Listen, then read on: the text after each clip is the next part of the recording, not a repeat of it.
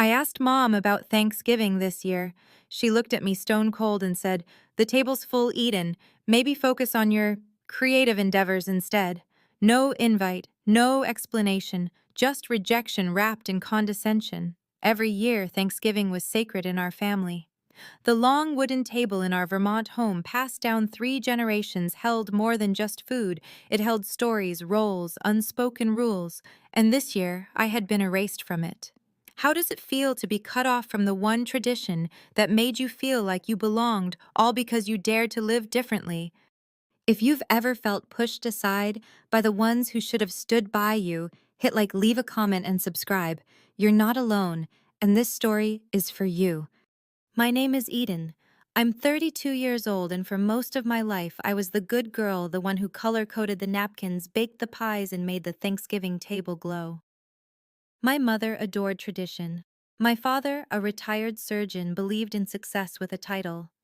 So naturally, when I got accepted to med school, it was like I had fulfilled some kind of family prophecy.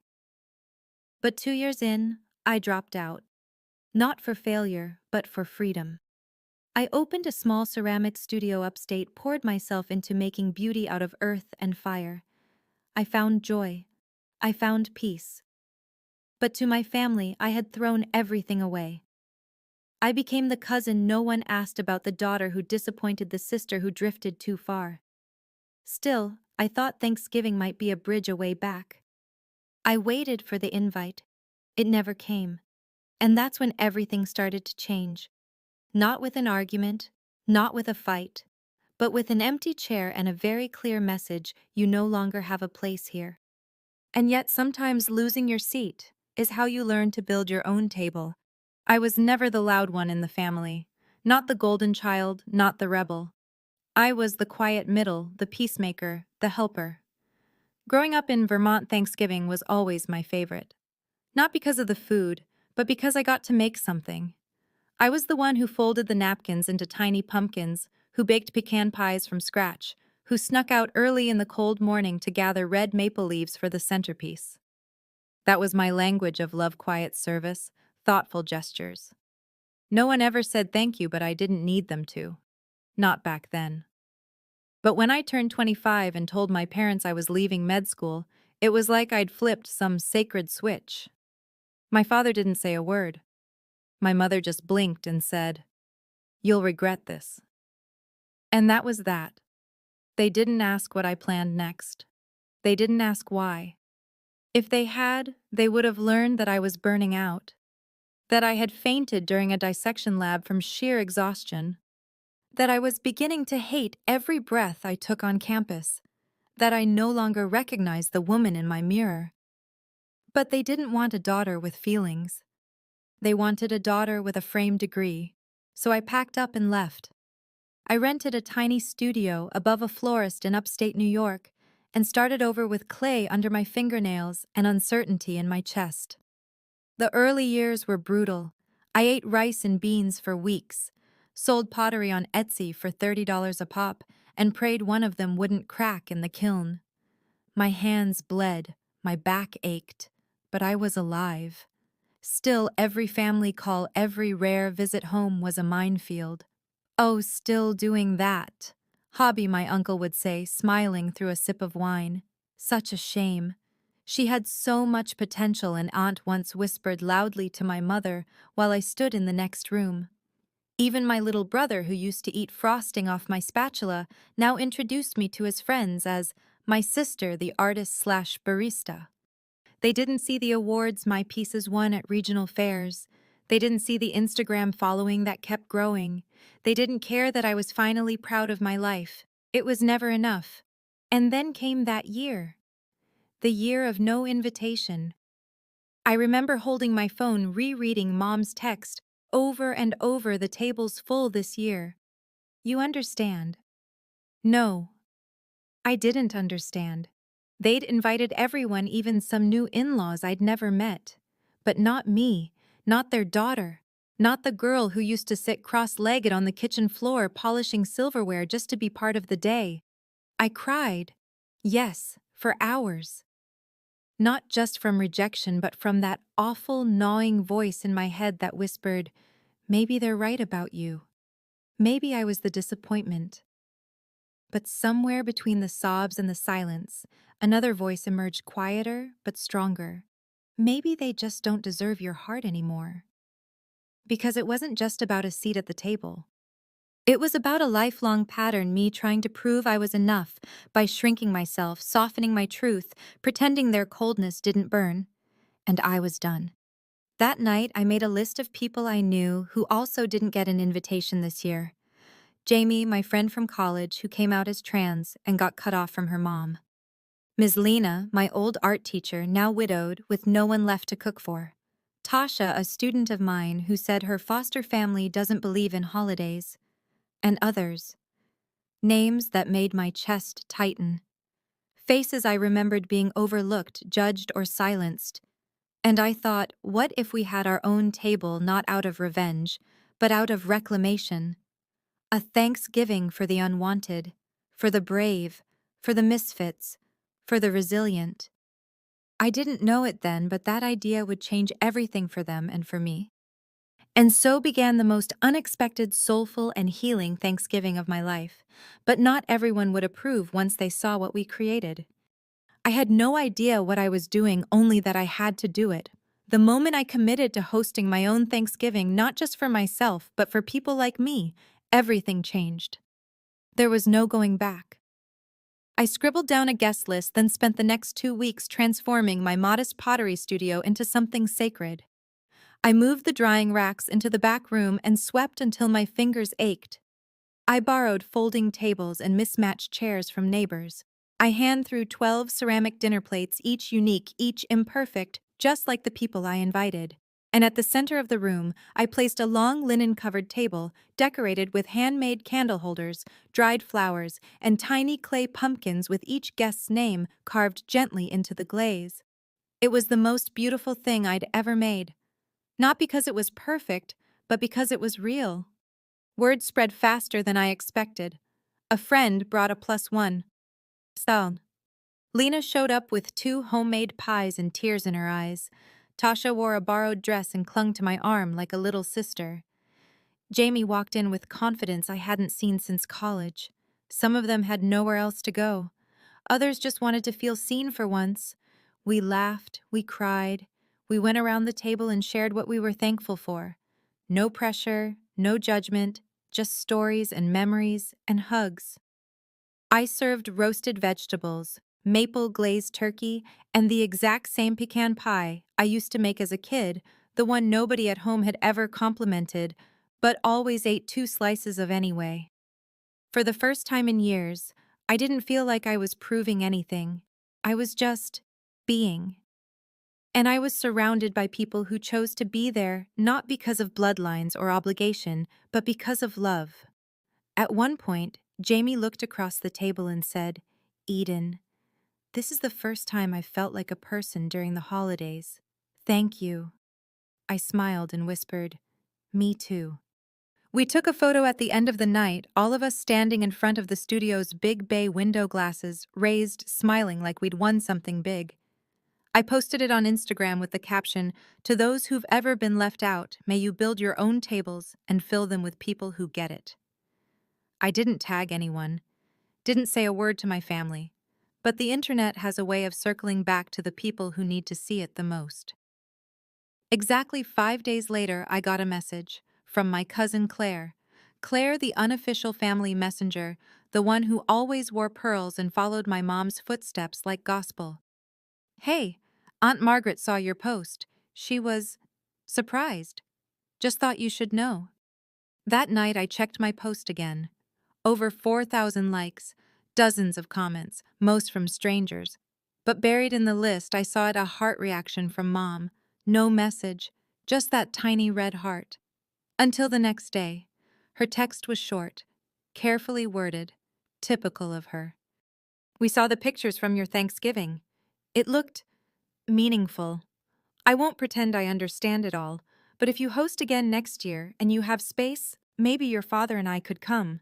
Not to judge, just to see." I stared at the screen, half stunned, half suspicious. For years, I had begged for approval, for attention, for even the chance to explain myself. And now, after this, a part of me wanted to scream. Now you care. Now that strangers validated me. Now that I looked whole and happy without you. But another part, the wiser part, knew something powerful had just happened. They had seen me. Not the version of me they fabricated, the disappointment who couldn't finish medical school. No. They had seen the woman I became without them.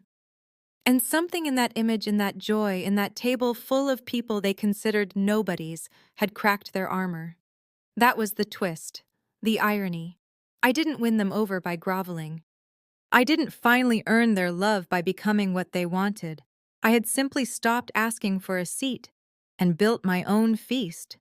The message wasn't a full apology. It wasn't enough to undo the years of silence and subtle shame, but it was something, a beginning, a small olive branch from people who had never admitted they might be wrong. I thought long and hard before responding. Then I typed back, "If we have room, you're welcome to join. It's open to anyone willing to listen more than they speak.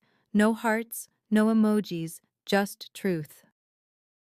A week later, Ms. Lena dropped off a card. Inside she wrote, "Thank you for reminding me that family is something we build, not just something we're born into." I cried reading that, and for the first time in a long time, those tears weren't from pain, they were from something far more powerful, pride. But just when I thought I was finally stepping into peace, a new message would arrive, and this time it wouldn't come from my parents, but from someone I never expected. I thought that message from my mother was the peak, that their sudden, cautious curiosity was the final act of a long, painful drama. But life has a cruel way of testing whether you've truly healed or just learned to smile over the bruises. It was early December, barely 2 weeks after our Thanksgiving.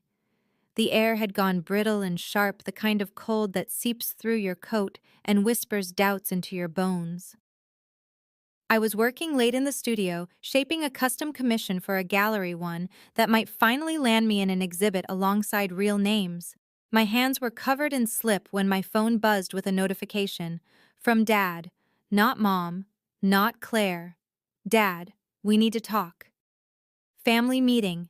Sunday, at the house. No excuses, no greeting, no warmth, just command. I stared at the message, my stomach tightening. I hadn't been invited to the family home in over 3 years. I thought for a moment maybe this was progress. Maybe they wanted to acknowledge what I had created, to understand. Against my gut instinct, I replied, "I'll come." 2 p.m. Yes.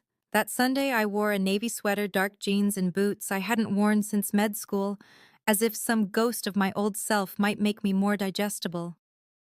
My heart pounded as I drove up the familiar winding road to the house on the hill.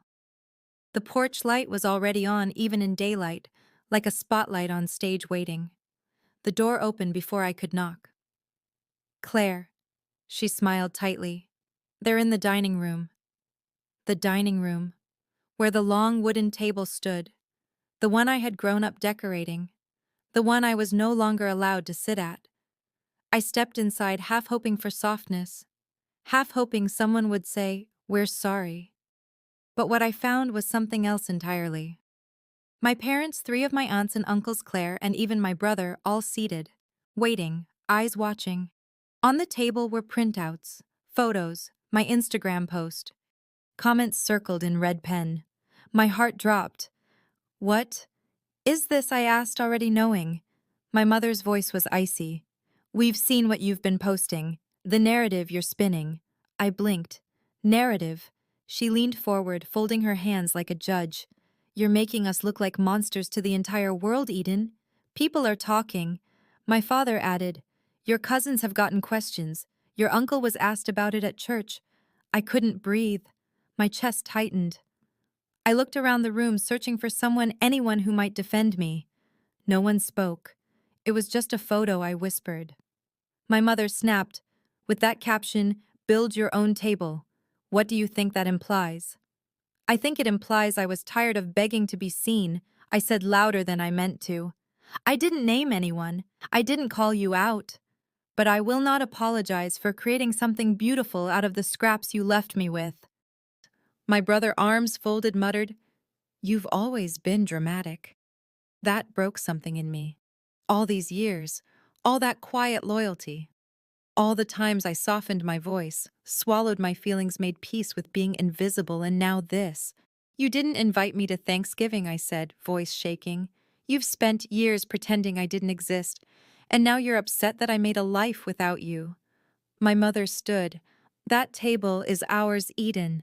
That holiday is ours. You don't get to rewrite it." That word, ours. It hit me like a slap. I realized then this wasn't about love or hurt or even misunderstanding. It was about control. They didn't mourn losing me. They mourned losing control over me because I didn't fail. I didn't fade. I thrived. And they couldn't stand that I did it without their blessing. Something inside me snapped, not in rage, but in clarity. "I don't need to rewrite anything," I said slowly. "You wrote me out of this family a long time ago. I just stopped waiting to be written back in." I turned to leave, but my father had one final blow. "We're considering legal steps, Eden.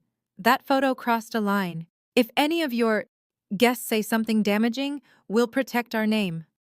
I froze at the door. "Protect your name," I said quietly. "You never once protected me." And then I walked out. I didn't cry. Not until I got home. Not until I sat on the cold studio floor, surrounded by clay and memories and silence. And then the sobs came deep from the gut, the kind that make you curl in on yourself. It wasn't just betrayal, it was grief. Grief for the girl who once believed she could decorate her way into their hearts. Grief for every Thanksgiving spent trying to earn a place at a table that was never really hers, and grief for the truth that hurt most. They weren't angry because I left. They were angry because I showed the world I never needed them to begin with. And in that pain, raw, unfiltered, came the quiet, dangerous spark of a new decision, one that would finally set me free. For days after the family meeting, I disappeared into the silence of my studio. I didn't answer calls. I didn't scroll. I barely slept. Every corner of that cold December light seemed to press on my skin like a weight I couldn't shake. The sadness wasn't loud. It was quiet, persistent, like a dull ache behind the ribs. And beneath it all, one echo. Was I wrong? That's the thing about family. Even when they hurt you, there's a voice, small but sharp, that whispers, maybe it's your fault. Maybe you're too much, too sensitive, too rebellious. Maybe you deserved the empty chair. I found myself standing in front of the clay wheel one night, staring at it without turning it on. My hands wanted to move, to mold, to create, but my spirit felt limp. I had always turned to clay when words failed, but now even the earth didn't answer back. That's when Ms. Lena showed up. She didn't knock, just walked in holding a thermos of spiced cider and a wrapped loaf of cranberry bread. "Thought you could use something warm," she said. I didn't argue. I just poured 2 cups and sat with her on the old bench near the window. We didn't talk about the meeting. She knew. Somehow she always did. Instead, she said, "You know, I was disowned too. Back in the 70s. Got pregnant out of wedlock. My father threw my suitcase on the porch and said, 'God doesn't bless bastards.' I didn't go back for 25 years. I looked at her, startled. She smiled, but there was pain there. It took me 2 decades to stop believing his words, and another decade to realize I was never the one who sinned. I swallowed hard. They said they might take legal action over my post, over a photo. Her eyes hardened. "They're trying to scare you back into place. That's what people do when their power slips." Then she reached into her coat pocket and pulled out a small box. Inside was a ceramic necklace, one I had made for her years ago during my first year with the wheel. It was lopsided and glazed unevenly, but she had kept it all this time. "I wear this every Thanksgiving," she said softly, "because it reminds me someone out there saw me. That meal you made, it wasn't a rebellion, it was a sanctuary. Don't ever let them make you regret building it. That was the moment. Not loud, not dramatic, just still. Something clicked into place inside me. Not anger this time, clarity. They could circle my words in red ink. They could gossip in their sanctimonious dining rooms. They could even try to drag me into court if they really wanted to waste the time and money. But they couldn't erase what I'd built. I wasn't a mistake. I wasn't unfinished. I was whole because I had chosen myself. That night, I turned the wheel back on. My fingers pressed into the clay like old friends reunited. I shaped new bowls larger this time, stronger. And as they spun beneath my hands, I thought about the table I'd build next year, no longer as a response to pain, but as a declaration of joy. The next morning, I posted a new photo, just a shot of an empty, sunlit table. My caption read, "This year was healing. Next year will be legacy. If you've ever been made to feel small for being true to yourself, my door is open, and the plates are handmade." I tagged no one, explained nothing, and still the messages poured in. Old classmates, strangers, a gallery owner in New Hampshire who wanted to feature my holiday ceramics in their winter showcase, a woman in Michigan asking how she could start her own misfit Thanksgiving, but the message that stood out most, Jamie. "Next year I want to bring my mom." She saw our photo, she cried, said it made her think about all the people she's shut out. "Thank you, Eden. You're doing more than you know." That's when I made the decision, not just to host again, but to grow it, to make this gathering a movement, a yearly sanctuary for the rejected, the misunderstood, the left out. A space where worth isn't earned, it's honored. I filed for a small nonprofit status the next week. I called it the Open Table, and just like that, I stopped asking if I was good enough for their world and started building my own. But even as Eden stepped into this new purpose, the consequences of that meeting were far from over. And one final challenge would test just how unshakable her choice really was. It started with a letter, then a call from a local paper. By mid-January, the Open Table was featured in an article titled "One Artist's Thanksgiving Became a Movement for the Uninvited." Photos of our mismatched plates, handmade bowls, and wide smiles made the front page of the Vermont Weekly. And somehow the piece got picked up by a national lifestyle blog. Overnight, my inbox overflowed. Catering companies offered support. A ceramic tools brand asked to sponsor my work. A publisher inquired about a book deal. But what really lit the fire?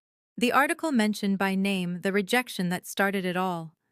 Eden grew up decorating her family's grand Thanksgiving table, until the year they told her there was no seat for her. Now she's built a table the world can sit at. Suddenly, they were the ones being whispered about in church pews and country clubs. Claire's friend texted me anonymously. "Your mom cried at brunch. Said you made them look like heartless snobs." And that wasn't even the real twist. The family's law firm, yes, the same one that once represented my grandfather's estate, contacted me directly. They wanted to sponsor next year's Open Table event. I laughed, then declined. I chose a nonprofit that supported LGBTQ+ youth instead, donated half my holiday profits in Jamie's name. Then I sent an email to my parents. "This year there will be a table again. You're welcome to attend not as my judges, but as learners. If you can't come in humility, then don't come at all. My table has no room for pride, only love." Eden, no reply. But days later, I saw a comment on the Open Table post. Just one heart emoji. From my mother's old Facebook account. It was small. Maybe accidental, maybe not. Either way, it didn't matter, because for once I didn't need validation. They had their feast of silence. I had a table full of healing.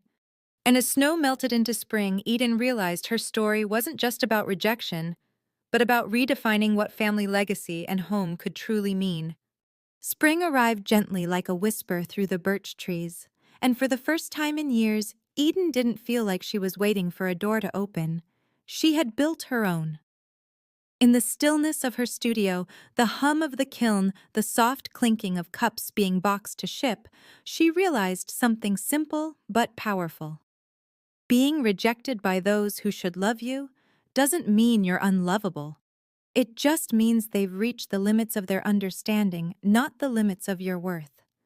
Eden didn't need a seat at their table. She had created one where everyone belonged, where joy didn't require permission, where healing was passed hand to hand in laughter, food, and warm pottery. Her peace didn't come from their apology. It came from her refusal to keep begging for what she could give herself. So if you've ever felt left out, like you weren't enough, or like your story didn't fit the family mold, remember this? You don't have to wait for a place at someone else's table. You can build your own, and it will be beautiful. If this story touched you, share it, or tell your own. Someone out there needs to know they're not alone. Don't forget to subscribe.